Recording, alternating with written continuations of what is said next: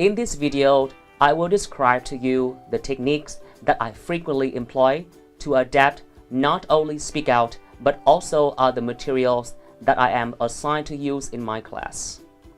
Let's take Unit 2, Lesson 1 in this book as an example. The topic of this unit is work. It contains 4 lessons, like all the other units. We are looking at Lesson 2.1. It's called The Company for You.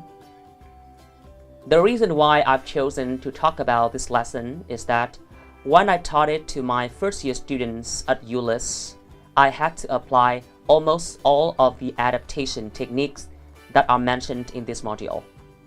Let me show you how I did it. As you can see, the suggested sequence of the first 3 tasks in this lesson is that first, students discuss 3 questions about work. Second, they match a list of words with the given definitions. Third, they listen to a recording and repeat the words. When these tasks are carried out in my class, however, I tend to change this order a little bit by letting the students listen to and repeat the words in the box first, and match them with a definition later. This means that I let students do task 1 first, and then task 3, and then task 2.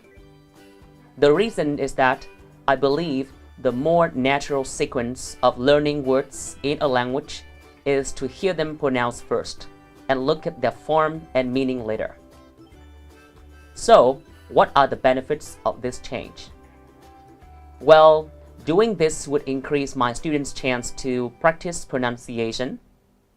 What I mean is that my students will get to hear the standard pronunciation of the words first, practice the pronunciation, and probably receive feedback from me, say the words and their definitions out loud when comparing answers with their peers, and finally report their answers out loud one more time to the whole class. In total, the students will have 4 opportunities to practice and familiarize themselves with the words and especially their pronunciation. That's a lot of learning, right? And also, this sequence of practice ensures that the students will be more aware about doing things right in the first place. And that's the formation of a very good learning habit.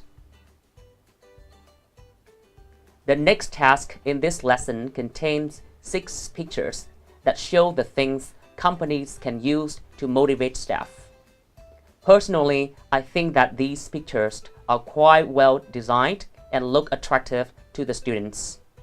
But from my experience, many students usually get confused by, for example, picture A, which shows something like a big car, and some don't really understand how the dog in picture D can relate to the question about motivating staff. And some would not be able to tell how different picture E and picture F are, since both of them are related to some sort of drink and the act of drinking.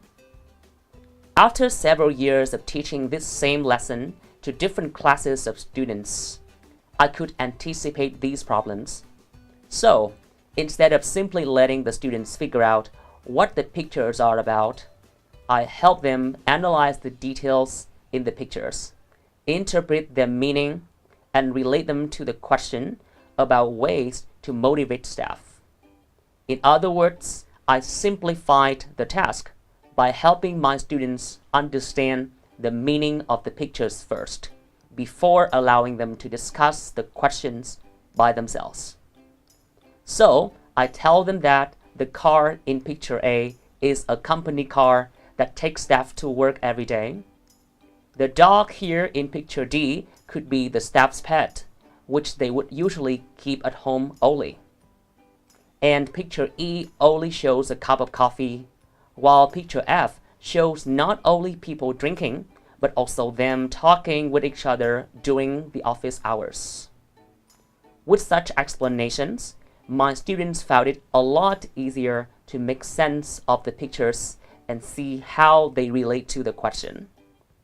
My decision to explain the pictures before the students' discussion demonstrate how the technique of simplifying can be used. It was used because I realized that the material could be slightly confusing or challenging to some of my students. Let's move on now to task 8 of the lesson, which is a discussion activity. According to the task description in the book, the students now will work in pairs to discuss some important factors for people who work. They would have to rate 7 factors according to their importance to them and share the ideas with a partner. Well, I think that this is a very interesting activity because it allows students to reflect on their own preferences and explain them using the vocabulary about work they have learned from the beginning of the lesson up to that point. However, since most of the activities that they have been doing in my class are done in pairs, I would usually tell them to do this discussion in a small group instead. Depending on the number of students present, I would put them in either groups of 3 or groups of 4.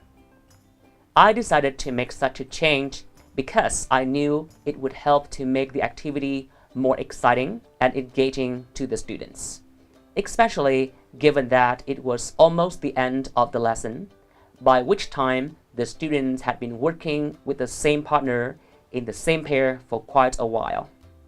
So when the students join a bigger group, they will get to exchange new, fresh ideas with more new people, and that will certainly make them stay engaged in the lesson.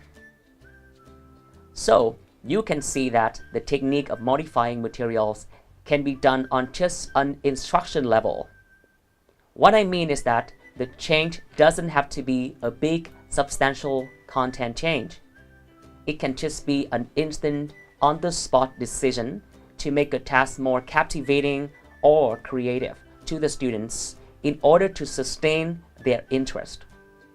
And I believe this is the kind of decision that we teachers constantly have to make in our classes to make teaching and learning more relevant. The next technique I would like to show you today is deleting. While it seems easier to just remove the content that we don't like teaching than to have to modify it or simplify it, the decision to take it out still needs to be justified. So, for example, in my social English class, I tend to remove the writing section, which is usually at the end of each lesson in Speak Out, because it was decided that we only use Speak Out in the listening and speaking class. We have a separate class for reading and writing, where we use a different material to teach these 2 skills. Therefore, teachers in the listening and speaking class like me are not supposed to cover the writing tasks and can skip them. And even if we examine this section more closely, we'll see that the guide to writing in this book might not be sufficient to help students at this level write effectively.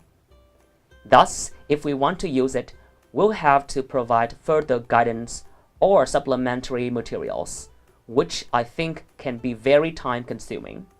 So deleting this part would be beneficial in more than one way. Another case where I can delete part of the material is that I find it unsuitable for my students to do it. For example, you can see here in task 7A, there are 2 questions. One is, do you have your own office? And the other one is, do you like your boss? I find these questions completely irrelevant to my students who are only in their first year at college. So I would tell them not to have to answer these questions. You may have realized that I haven't mentioned the adding technique yet. Well, that's simply because my students who learned this lesson usually did not have much trouble comprehending the grammar theory or following the instruction. So I have never had to provide them with supplementary materials such as extra grammar exercises or pronunciation guidelines. In other words, I don't get to use the adding techniques when teaching this lesson to first-year English major students. But I'm telling you that the technique of adding can simply be something like teacher giving further examples in addition to the examples given in the book to help students understand a grammar point or a pronunciation feature. And that can be done on the spot without much preparation if the teacher is aware of the student's problem and is experienced enough to provide instant support. So, to sum up, I have shown you some general useful techniques for adapting ELT materials and how I've used them in my classroom.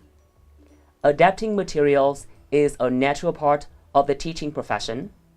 Every teacher must now and then make small changes to the materials they use to better suit their teaching context. We all do it. But what's important is that we should understand and be able to justify our decisions for making such changes. I hope that this module has helped you become better informed of your decisions. Good luck with your teaching and your future decisions for evaluating and adapting materials. In the next modules, we'll talk more about how to develop materials for specific aspects in teaching English, such as listening, reading, speaking, writing, and pronunciation. So, tune in for more details. Goodbye, see you soon.